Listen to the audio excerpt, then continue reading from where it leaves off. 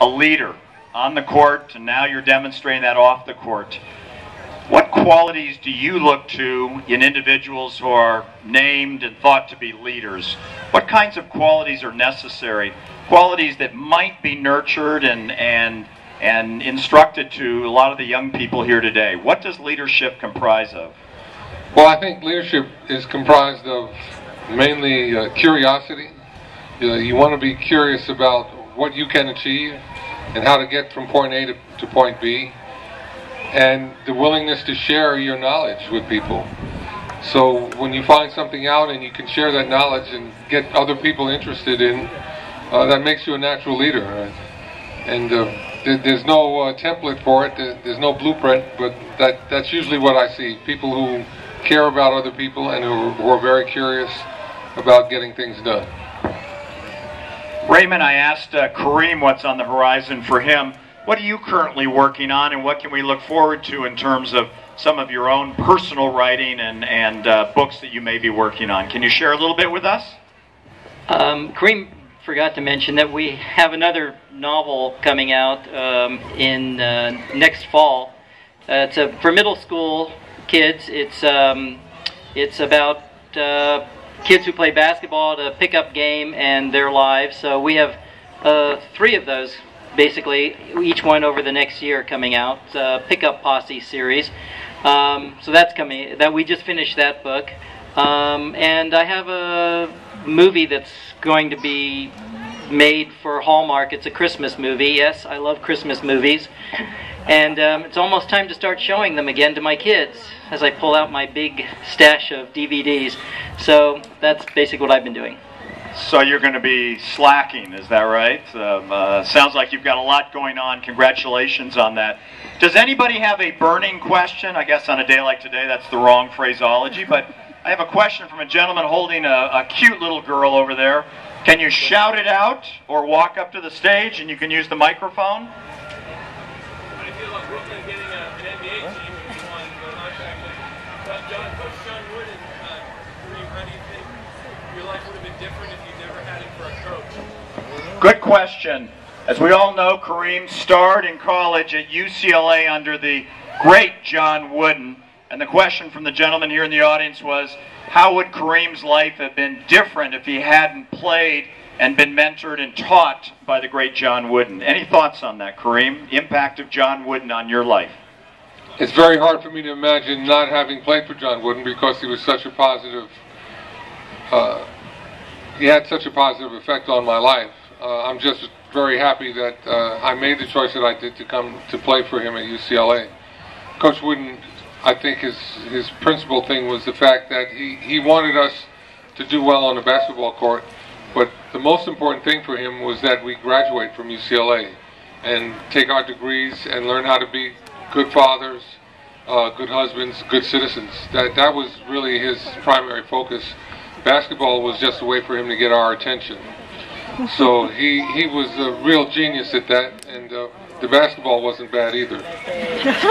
So I don't know how he got to that point, but by the time I got to spend some time with him, he had it down and was doing a great job in shaping the lives of young men. And I'm very thankful to have for every moment that I spent with him.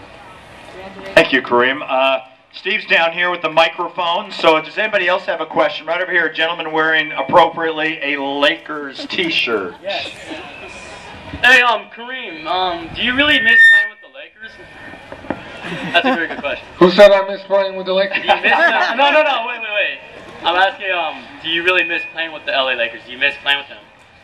Do I really miss playing with them? Because, they're a good team, I know they've been a great team, but I feel like this. I had my opportunity to do well and play in the NBA and play for a great franchise like the Lakers, and now that it's not happening, I'm not upset about it. Everybody gets their few moments on the stage. I did a great thing with my few moments on the stage, and I'm satisfied with that.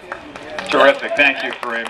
Probably time for one, maybe two more questions here in the warm sun. I see a gentleman back here in a blue shirt. Is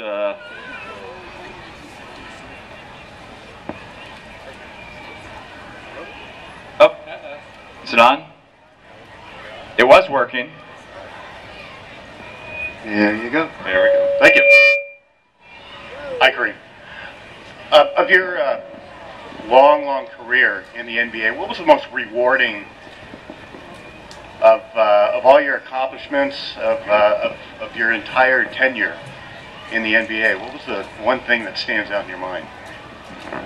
Well, I think in terms of what the game was all about and my accomplishments in the game, beating the Boston Celtics in 1985, that, you know, the first time that the Lakers did that was very satisfying. You know, we had just lost the year before. We had lost in the finals to them and gave a game away, and lost that series in 7 games. So coming back and beating them in 1985 really was very satisfying.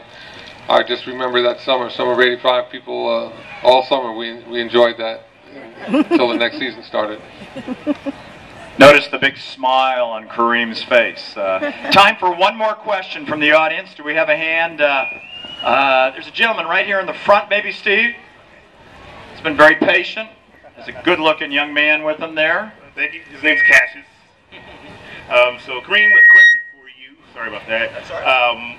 What did you get your degree in, and why did you choose that?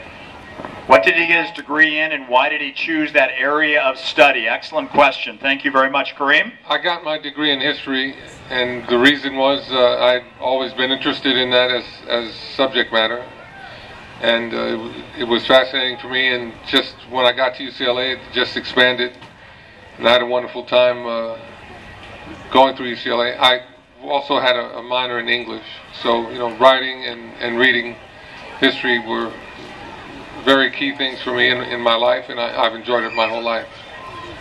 Thank you for your question. Okay, all right, terrific. Thank you, Kareem, very much. So Kareem, let me ask you, and I'm going to ask Raymond the same thing. What do you think about this book festival? Would you recommend to people to come back next year? Well, I think this is a great book festival because it focuses on young people, getting them interested in reading and writing, and just opening up the world of books to them. I think you can't go wrong doing something like this.